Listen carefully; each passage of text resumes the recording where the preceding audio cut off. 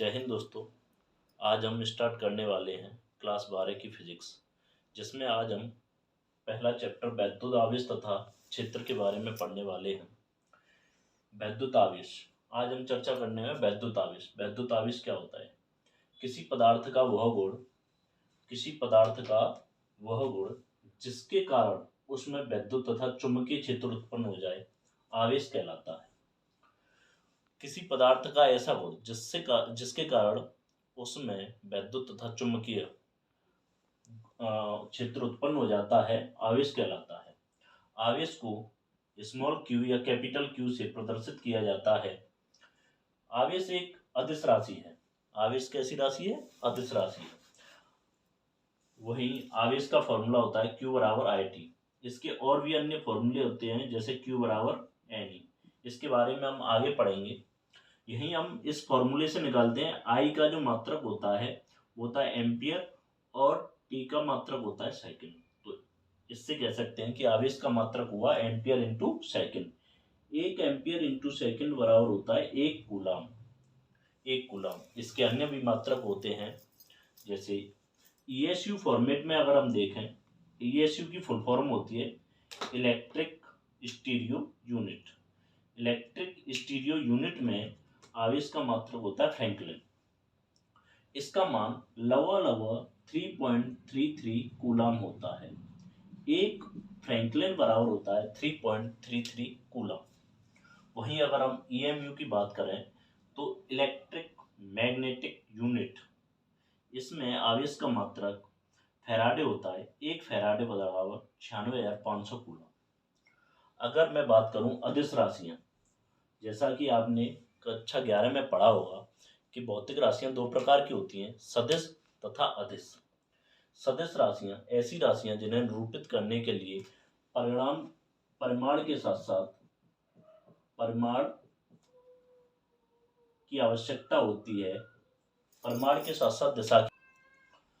अदिश राशियों को निरूपित करने के लिए परिमाण की आवश्यकता होती है।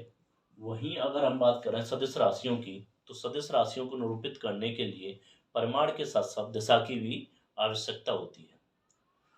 अब अगर हम बात करें, बेंजामिन फ्रैंकलिन ने आवेश के बारे में एक अवधारणा दी थी, जिसके अनुसार था, बेंजामिन फ्रैंकलिन ने बताया कि जब दो वस्तुओं को आपस में रगड़ा जाता है तो घर्षण के कारण वे वस्तुएं आवेशित हो जाती हैं, जिनमें से एक पर धनावेश तथा दूसरी पर ऋणावेश उत्पन्न हो जाता है। बेंजामिन फ्रैंकलिन ने बताया कि आवेश दो प्रकार के होते हैं। देखिए, बेंजामिन फ्रैंकलिन के अनुसार क्या था, जब दो वस्तुओं को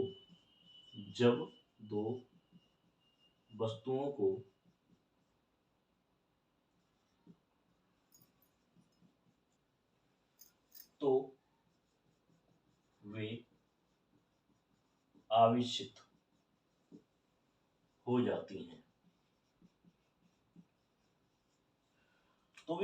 हो जाती हैं। जिनमें से एक पर धनावेश तथा दूसरी पर ऋणावेश उत्पन्न हो जाता है। आखिर किस वस्तु पर धनावेश और किस पर ऋणावेश उत्पन्न होगा, इसके लिए देखते हैं कि जिस वस्तु पर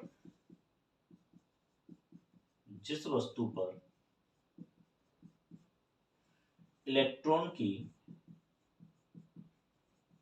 अधिकता होगी, वहां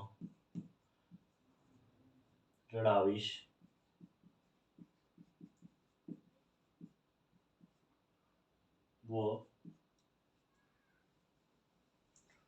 उत्पन्न हो जाएगा।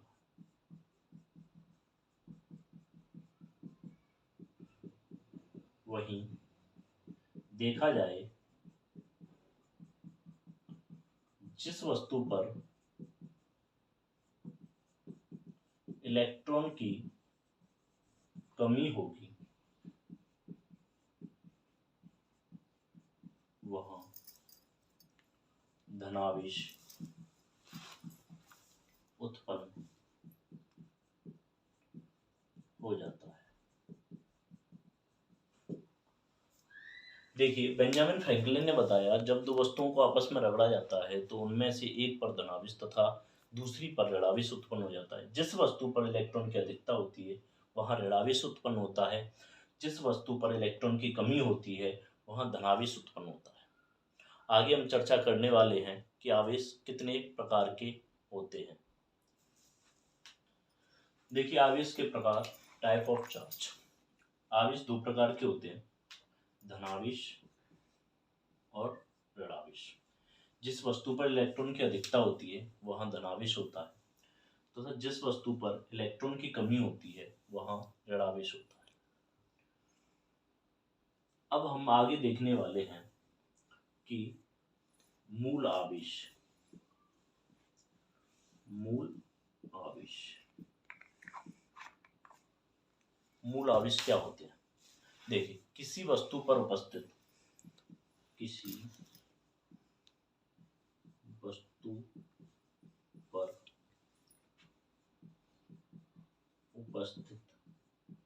न्यूनतम आवेश की मात्रा मूल आवेश कहलाती है। मूल आवेश कहलाती है। यह इलेक्ट्रॉन के आवेश के बराबर होता है। इसलिए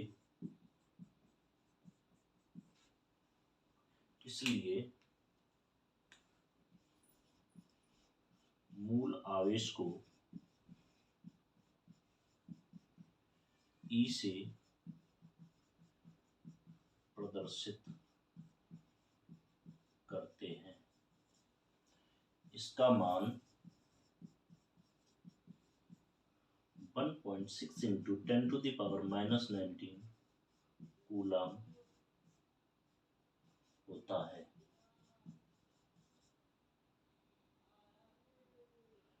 जो कि इलेक्ट्रॉन के आवेश के बराबर है। देखिए, मूल आवेश, किसी वस्तु पर उपस्थित न्यूनतम आवेश की मात्रा मूल आवेश कहलाती है। यह इलेक्ट्रॉन के आवेश के बराबर होता है, इसीलिए मूल आवेश को E से प्रदर्शित करते हैं। इसका मान 1.6 इंटू 10⁻⁻19 कूलम होता है, जो कि इलेक्ट्रॉन के आवेश के बराबर है। आगे हम चर्चा करने वाले हैं मूल आवेश, आवेश परमाणुकता का सिद्धांत, क्वांटमीकरण, क्वांटमिफिकेशन ऑफ चार्ज। ये बहुत ही इंपॉर्टेंट है। देखिए, आवेश परमाणुकता का सिद्धांत, आवेशों का क्वांटमीकरण। देखिए, किसी वस्तु पर उपस्थित आवेश मूल आवेश का पूर्ण गुणज होता है। देखिए, आवेश परमाणुकता का सिद्धांत क्या होता है? किसी वस्तु पर उपस्थित आवेश मूल आवेश का पूर्ण गुणज होता है। अभी अभी हमने पढ़ा था कि मूल आवेश क्या होते हैं? E। इसका पूर्ण गुणज का मतलब हो गया 1E, 2E, 3E dot dot dot. हमने माना कि नंबर ऑफ इलेक्ट्रॉन कितने हैं? n, तो इसलिए ये हो जाएगा n। अतः हम कह सकते हैं Q बराबर NE, Q बराबर NE, जहां n बराबर इलेक्ट्रॉन की संख्या है। वहीं अगर हम बात करें E की, तो ये है इलेक्ट्रॉन पर आवेश, जिसका मान कितना होता है? 1.6 इंटू 10⁻⁻19 कूलम। ये ऋणावेश में होता है, ये ऋणात्मक होता है। चलिए अब हम बात करने वाले हैं आवेश संरक्षण का नियम। आवेश संरक्षण का नियम क्या होता है, इससे रिलेटेड न्यूमेरिकल हम आगे सॉल्व करेंगे। अभी फिलहाल थ्योरी पे देखते हैं। आवेश संरक्षण का नियम, कंजर्वेशन लॉ ऑफ चार्ज। देखिए आवेश संरक्षण का नियम क्या कहता है, आवेश को ना तो उत्पन्न किया जा सकता है, आवेश को ना तो उत्पन्न किया जा सकता है,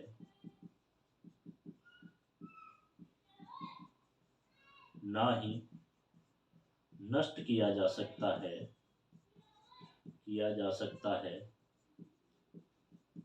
केवल एक रूप से दूसरे रूप में बदला जा सकता है। देखिए आवेश संरक्षण का नियम क्या है, आवेश को ना तो उत्पन्न किया जा सकता है, ना ही नष्ट किया जा सकता है, केवल एक रूप से दूसरे रूप में बदला जा सकता है। चलिए आज का सेशन यहीं समाप्त करते हैं। कल हम पढ़ेंगे कूलॉम का नियम, जो कि एग्जाम की दृष्टि से काफी महत्वपूर्ण है।